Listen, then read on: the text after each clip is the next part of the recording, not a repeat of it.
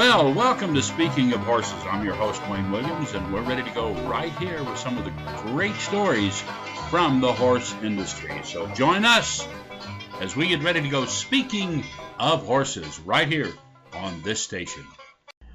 Hey, we at Speaking of Horses invite you to join us as we bring you many programs over the next few months, from retired racehorse makeover programs to horse rescue operations to therapeutic riding operations. Anything that benefits the horse, the rider, any discipline, any wonderful project. So we want you to join us right here on Speaking of Horses. We got some really good stuff coming up. And of course, you can always check out all of the other stuff we do, video as well, at speakingofhorses.com on our website. In the meantime, thanks for joining us here on this radio station. And we're going to bring you a lot more of Speaking of Horses. We are talking to Holly Armstrong, who has one of the guest or celebration horses here, and it's a beautiful saddlebred, Marcus.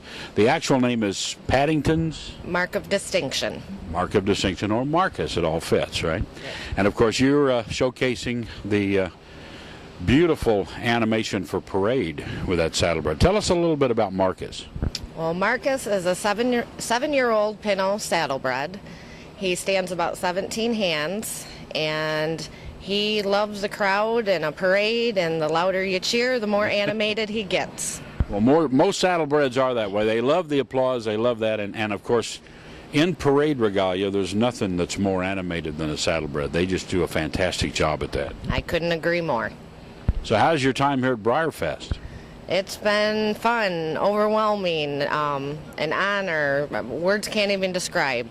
An unbelievable experience. Now you're down from Howell, Michigan? Correct. Now that's where in Michigan? We're about middle of the mitten. Middle of the mitten. Okay. All right. You gotta picture Michigan, right? Forget the UP. Right here. So now tell us a little bit about the Flowers saddles that you ride. I have about 4 Ted Flowers parade sets, and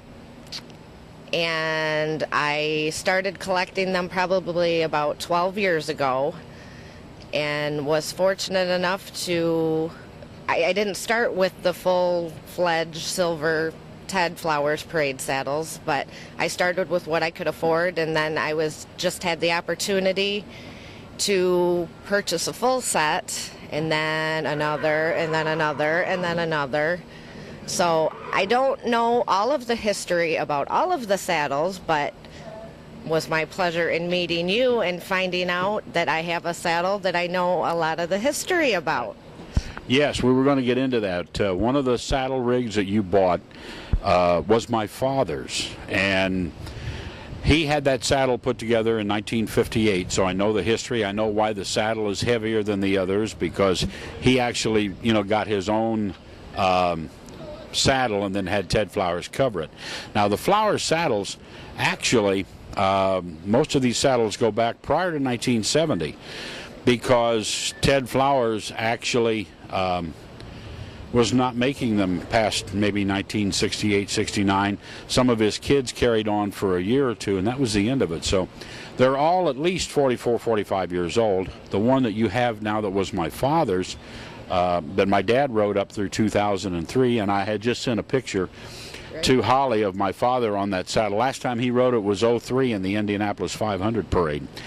But there was a couple distinctive pieces on the saddle is how we determined that it was your father's set. Yeah, the minute that you mentioned the 50-cent pieces on the breast collar, I knew that's how he repaired that. I knew it immediately. So, and it gave me chills to find out that rig is in your possession, and you're using part of it here at BreyerFest, not all of it, but part of it.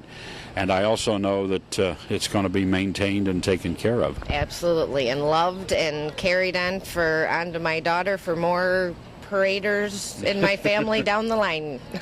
Well, you got to take care of the Flowers equipment because it's all at least 45 years old, and it's not going to get any younger. Correct. And there's not going to be any more. Correct. I couldn't agree more. And it's if you didn't buy a Flowers saddle, the only other option for parade really was a Bolin.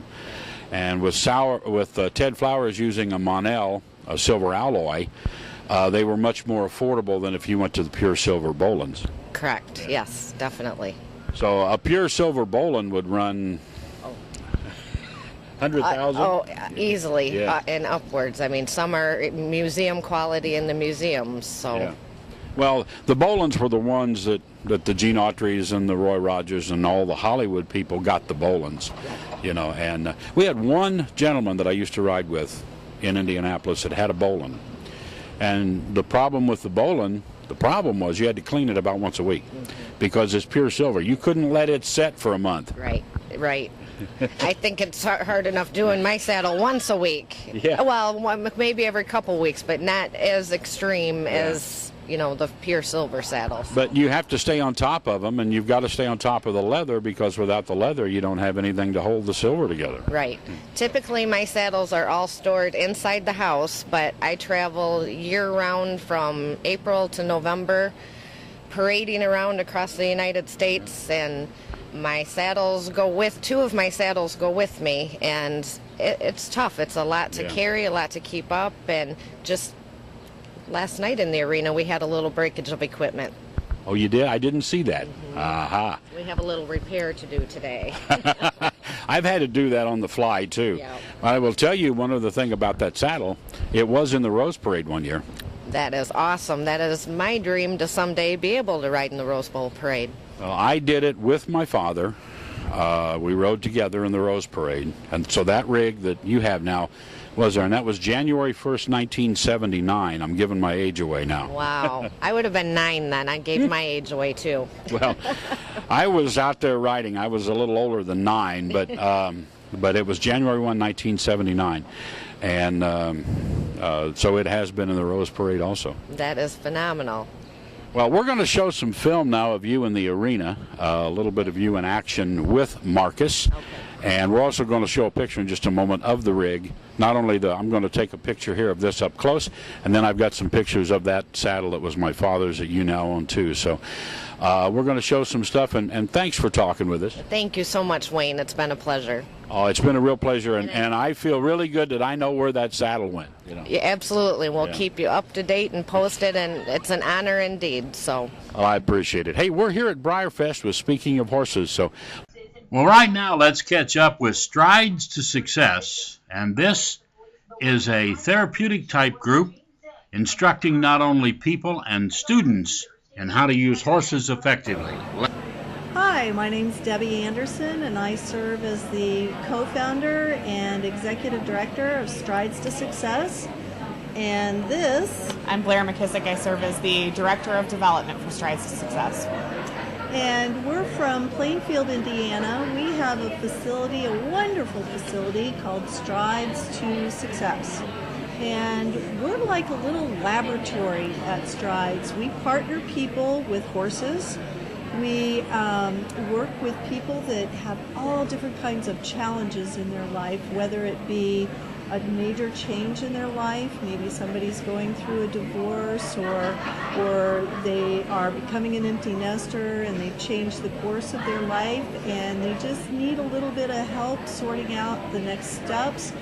Or we work with veterans in our program.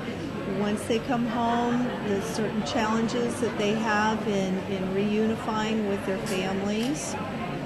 The Veterans program is called VETS, standing for Veterans Equine Transition Services, and that is a fabulous partnership with the VA Center in Indianapolis and the Wounded Warrior Project, and we bring veterans in through the VA system or they self-refer, and they participate in our program for 10 weeks and work on the life skills that they need to move forward, and we've had absolute wonderful success. We have a couple of other parts of our business too. We also develop resources to help support the profession, and we offer on-site workshops to professionals from all over who come in and want to create a more sustainable business. So we've been doing this work for about 35 years, and part of our mission is to develop these materials so that we can teach others how to do this.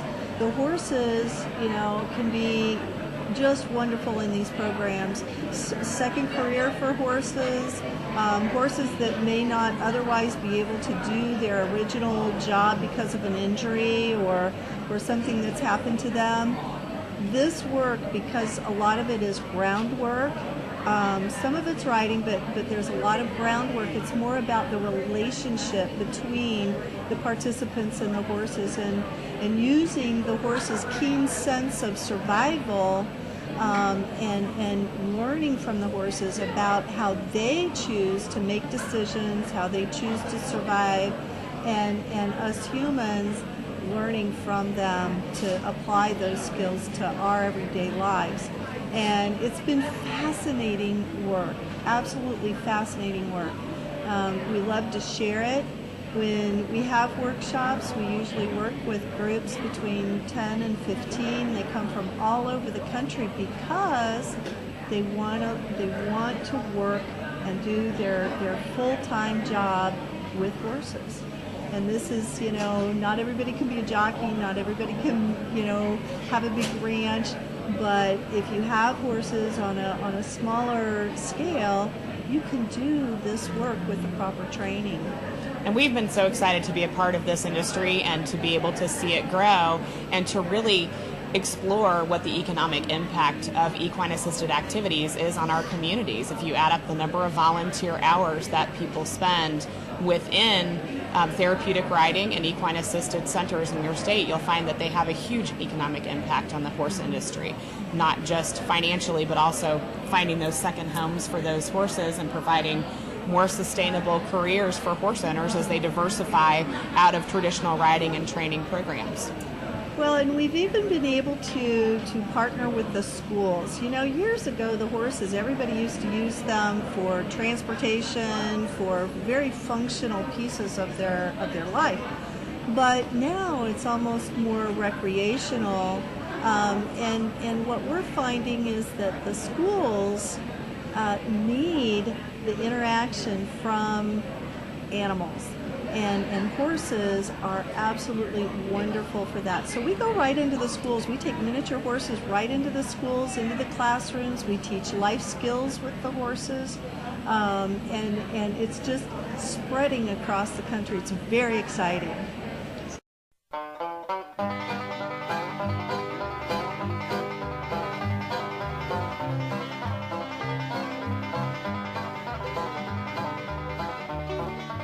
Well, that's our show. I'm your host, Wayne Williams. Speaking of horses, we'll be back next week with a brand new show. Or join us at speakingofhorses.com.